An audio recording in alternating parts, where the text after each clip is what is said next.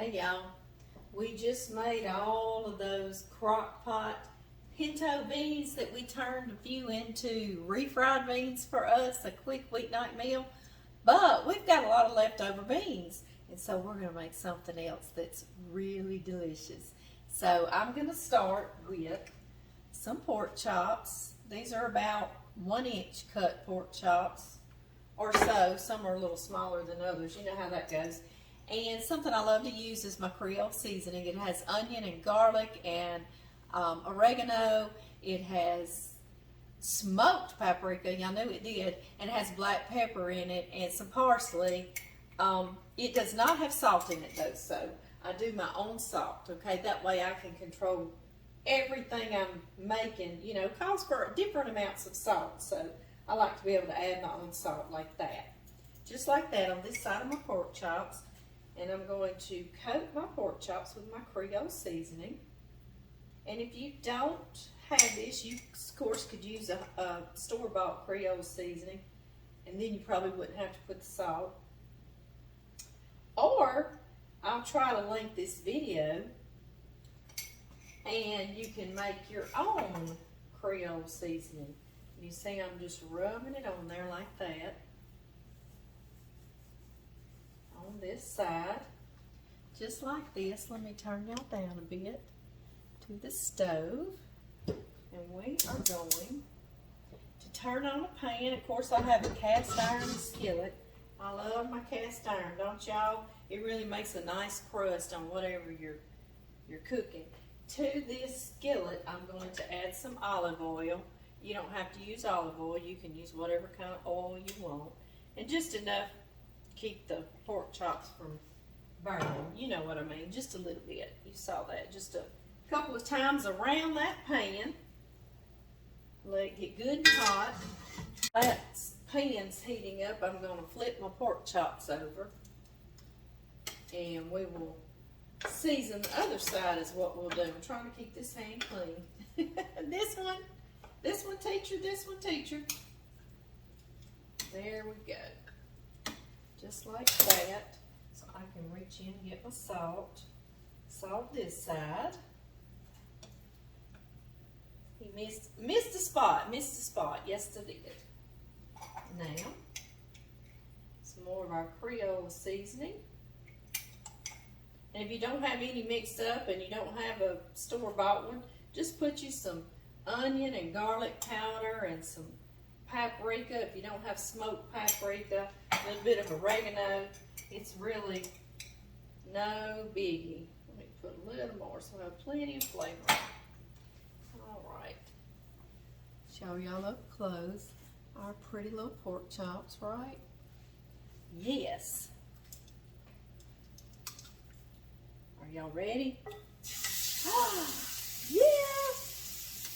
That's what we were listening for, wasn't it?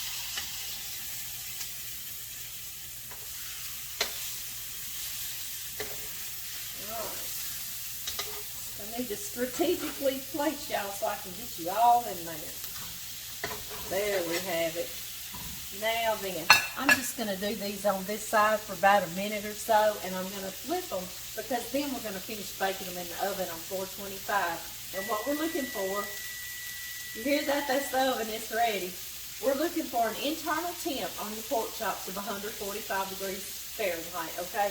Because all our ovens are different and our pork chops are different thicknesses, you know, so that's what we want, 145 degrees, and you're good to go. Flip it. And he's getting a nice, beautiful sear on him. I agree. So good.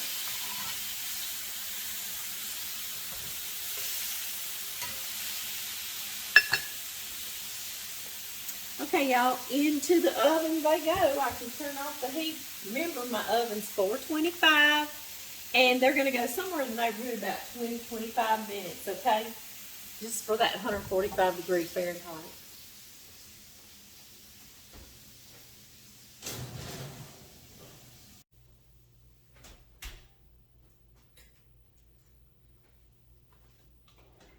Okay, guys, while those pork chops are baking, that gives us just enough time to make another little side dish to go with our beans, our pinto beans. I'm gonna get y'all down here just a little bit so y'all can see that stove action.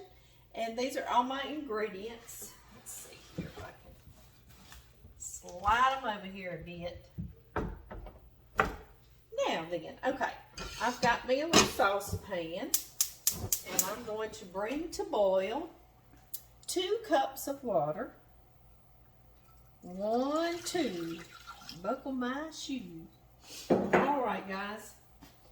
And into this water, a couple of things I want to do to season our rice is some salt, of course. So we're going to put, I'm going to start with 1/2 teaspoon of salt. That may not be enough, but we will see. I can't remember, and I'm going to put a little bit of black pepper. John loves to put this all over whatever I cook, like cover it. And they tell us on Food Network all the time that this is not a finisher. So I tell him that all the time. He don't care. He still puts it all over his food. He does not care. Something else that flavors this rice so good is some bay leaves. We've got some good friends, Oscar and Pamela Georgie, in South Louisiana, and they have a bay tree in their yard. And, well, they did. They've moved. Oh, no. Oh, no! What are we going to do, guys? So I'm going to put a big old bay leaf in there. I love how those smell. Love them, love them. I cherish that. That's so sweet of them to do that for me.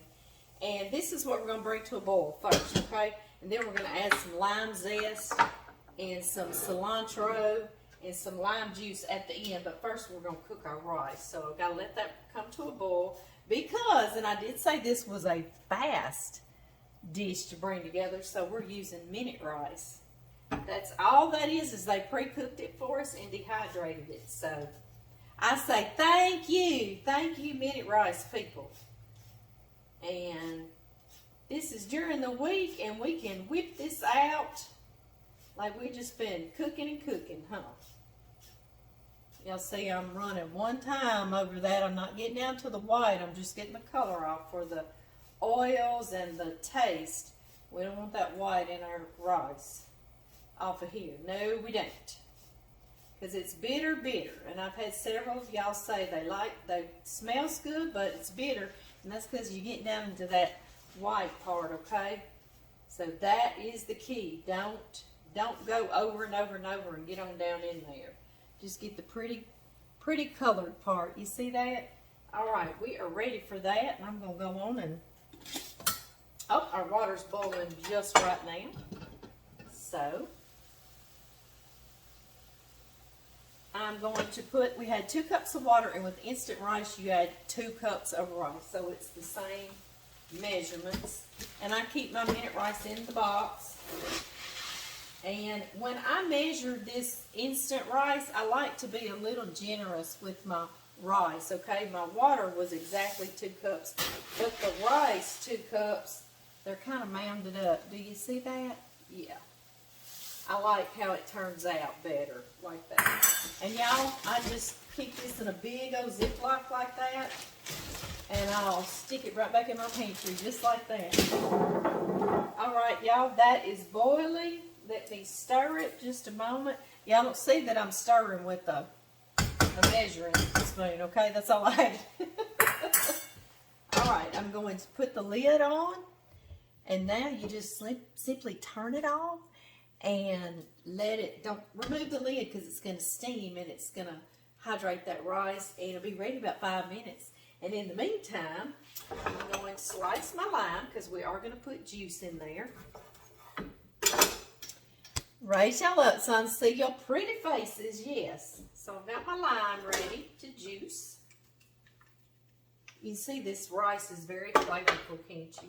We already put our salt.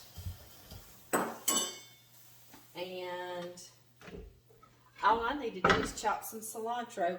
And we're going to put about 2 tablespoons of chopped cilantro in there. If you don't have fresh cilantro, I do have some cilantro that's dried. I always think I'm just going to grab it real quick. It's over here. It's behind y'all. And of course I don't.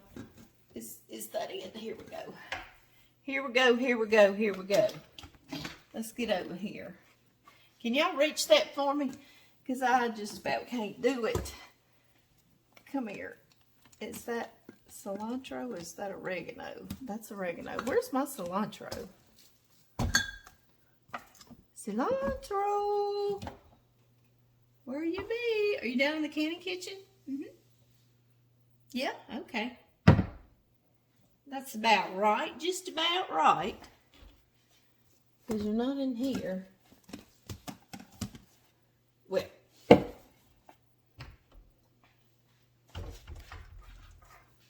Anyway, guys. Right? Anyway, we're going to put 2 tablespoons or so of fresh chopped cilantro. But if you don't have that, you could put a teaspoon or so of some dried cilantro. And I was going to get that out and show y'all, but it's down in the canning kitchen. I never know where any of my things are. It's in one kitchen. And a lot of times y'all say, Amy, where are you? So today y'all are in my house kitchen.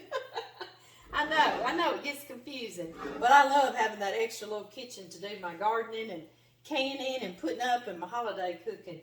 All right, guys, so just a couple of tablespoons of cilantro. And cilantro is so flavorful, you can even use the stems. I'm not going to in this today, but you don't have to worry about getting them out too much either. Okay, kind of give this a rough chop. Don't you love how loud I am in the kitchen? My mama and my daddy used to tell me I was as loud as my Grammy Worsham, and I never knew her. She was my great-grandmother Worsham, but my daddy said, Grammy Worsham's in the kitchen, so apparently I take after her.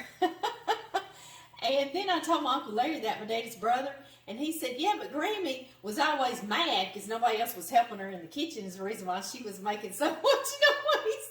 And I love that even more, I do. I'm not mad, I'm just loud. Okay, guys, I think that is actually enough time and our rice is ready. Let me get a fork and we'll fluff it. Let's fluff it. Oh, that's our pork chops. Hang on, y'all. Let's get those out of the oven so we don't overbake them.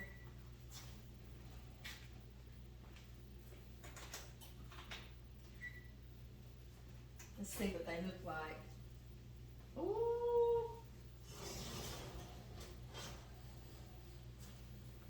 Yum, yum, yum. Do y'all see that? So good. Y'all hear them? They're still sizzling. Let me put these down. Let's finish this rice. All right, pork chops. Y'all come. Take yourself a little perk right there. I'll be back. Okay, y'all. Turn y'all back around here to this rice that we've got going. It is so aromatic just with that bay leaf, y'all. It's so good. See how it's nice and fluffy in just a few moments? About 5 though. So I'm going to take my little bay leaf out. He's done his due. You can cook him and cook him. He'll never get tender. Okay, you see how it's nice and fluffy like that? So before I fluff all the way, we're going to add a couple of tablespoons of cilantro that we chopped. We're going to add our lime zest that we zested, and then our lime juice.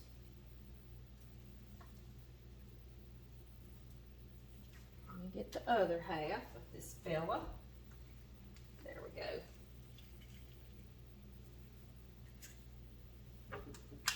All right, now we'll fluff it, guys.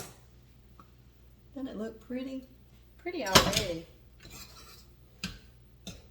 Looks very, I wish you could smell it. It smells so very flavorful. That's gonna go good with our pork chops, isn't it? I know it.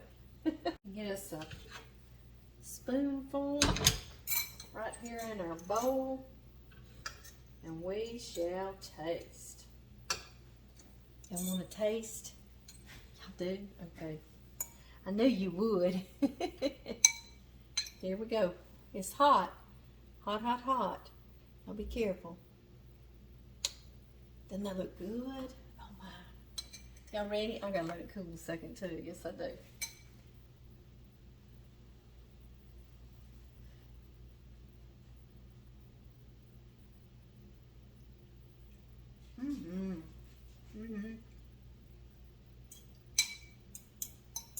It's the comforting of some warm rice, but it's also got fresh flavors in it.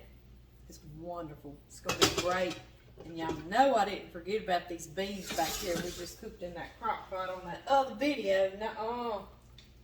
No, I didn't. I can hear some of y'all saying it. Let's put some of those over in here, right?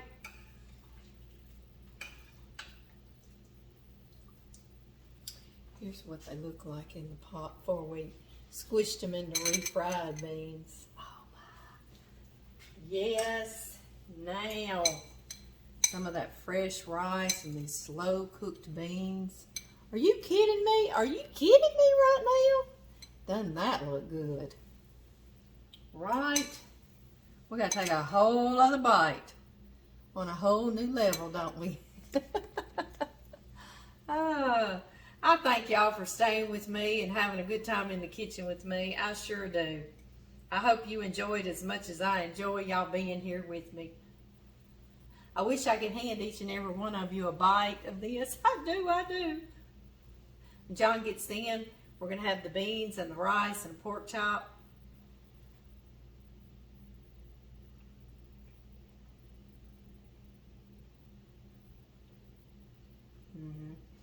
It's a whole other kind of beans and rice. I know I make the Jamaican peas and rice with some chicken. If you haven't seen that, I'll try to link that video too. And there, oh my goodness, I could eat the whole pot. This is good too, though. Yes, it is.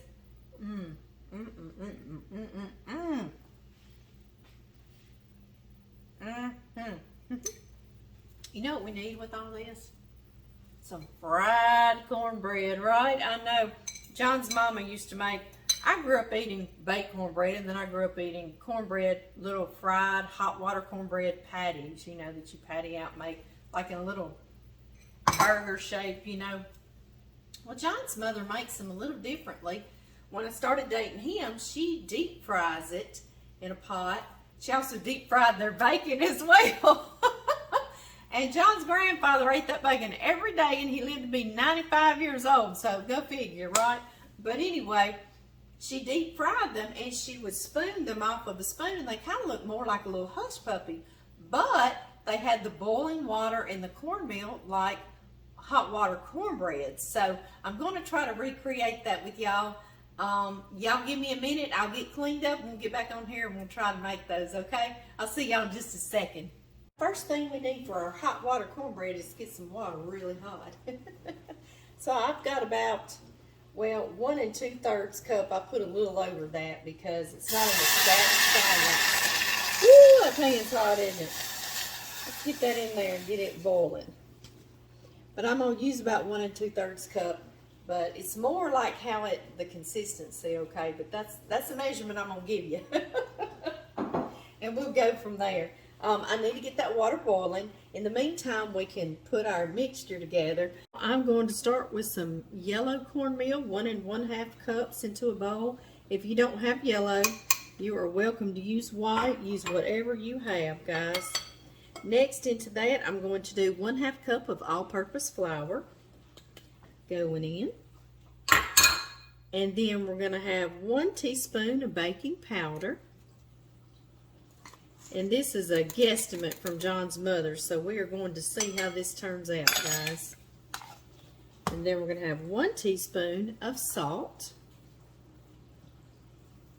There we go. And I will mix this around. And this is what we're going to put our boiling water into. This is a very important step when you're making hot water bread, okay? I know that I'm going to tell on my sister Ginger, we all had to take turns making this, and she's the youngest, so once she was making it, I was already married and out of the house. But I remember going by the house one time, and she had it on her list to make my mama would always make us a list of everything we need to do when we got home. So anyway, I heard her fussing and saying, this burns my hands, because she'd made it before plenty of times. She said, I'm not doing that, I'm just putting cold water in there. Well, of course they didn't turn out, because what it does is this boiling water cooks that cornmeal and makes it a bit creamy and helps it to stick together. So you must put the hot boiling water, okay? And then you let it cool just a little bit before you fool with it. But the more you're in the kitchen, the tougher your hands get for heat. You know what I'm talking about, don't you? Okay, guys, y'all see that? It's boiling already. So let's put it in here. Just like this. Y'all reckon I can pour and stir the other way so y'all can see? You see, I didn't put quite all of it. I'm going to stir just a bit and see what we get here. It's been years since I've fried cornbread, because I try to watch mine and John's calorie intake. I start to say try to watch our weight. Well, I watch it all right. Watch it get bigger and bigger, right? Okay, guys, let me get y'all back down here. There y'all go. And if this isn't enough, I'll heat up a little more. But that was, I told y'all, 1 2/3 cup. That was closer to 2 cups of hot boiling water. So I'm going to say 2 cups, okay? In our recipe. I'm going to put the recipe in the description box on YouTube, and I'll put it under the title on Facebook, okay, guys? Alright. Just so y'all can see one more time, and I'm going to get this poor little old whisk out of here. He says, Lord have mercy, help me. I see you, buddy. Y'all clogged up, aren't you? There we go. Now, again, like I was saying, we've got to let this sit just for a minute, because it's that hot boiling water, and I'm telling you, it's hot. It's going to cook that cornmeal just a little bit. In tradition of John's mama, she doesn't use a shallow frying pan. She did it in a deep fry, okay? So we're going to pour, I've got some canola in there, and I'm going to just top it off here. You can use corn oil, peanut oil, vegetable oil, whatever kind of oil you want to use, okay, y'all? Maybe that'd be deep enough.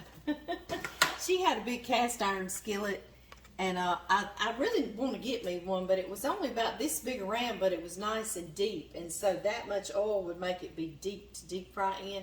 So anyway, that's what she used, but this will be close enough. And we're going to get this heated up. She never did tell me how hot. She never knew how hot. You just try to fry a little bit, and if it starts frying pretty rapidly and rises back up, then you know it's ready to fry. Our oil is nice and hot. I find out by taking just a little bit of this batter and dropping it in. You see how it just immediately goes frying. So this is how John's mama did it. She would take just a spoon, and she would dip it in that oil. Let me get that out. Let's get that out so he quit frying in our video, right? She would dip her spoon in the hot oil so these would slide back off her spoon. Does that make sense? Like that. And then she would dip like that. And it helps it come back off. I like to use a scoop, and this is a 2 tablespoon scoop, and I'll dip it as well. But now I don't stick to just 2 tablespoons. I'll do them a little bigger. See, like that. And this way I can really get rolling.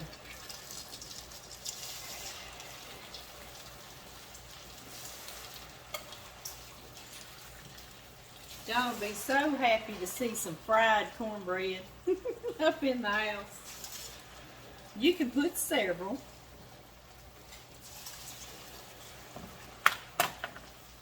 We'll let these go a minute or so. They're browning. It's been about 3.5 to 4 minutes, and I'm going to kind of just turn them around. And I'm going to let them go a few more minutes because we want to let the very center get nice and done because it'll stay creamy if you don't. So we're going to let them cook a few more minutes and we'll take them up. Okay guys, it's been just a few more minutes and you see how golden and beautiful they are and puffy. They're wonderful. Like I say, they're a cross between a hush puppy and hot water cornbread to me. And they are just so lovely. I'm going to do a second batch. Just like that. Just like the first batch. And we will have supper wrapped up, won't we?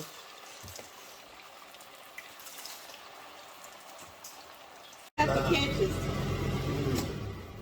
John's come in while we've been frying, y'all. I need a sample. Do you need a sample? I need a Give sample. us a sample. I'm trying to decide. All of them look too good. I can't decide. We'll get this in here. Okay. Let me know. Let me know if they taste close to your mama's. Ooh. Well, do tell. I may have to eat 2 or 3 more to tell you. That's good, baby. That does remind me of Mama's. It does. That's good. We haven't had these in years. Yeah, I wish you could hear how crispy, crunchy. Come here. Let me see. Can you hear that?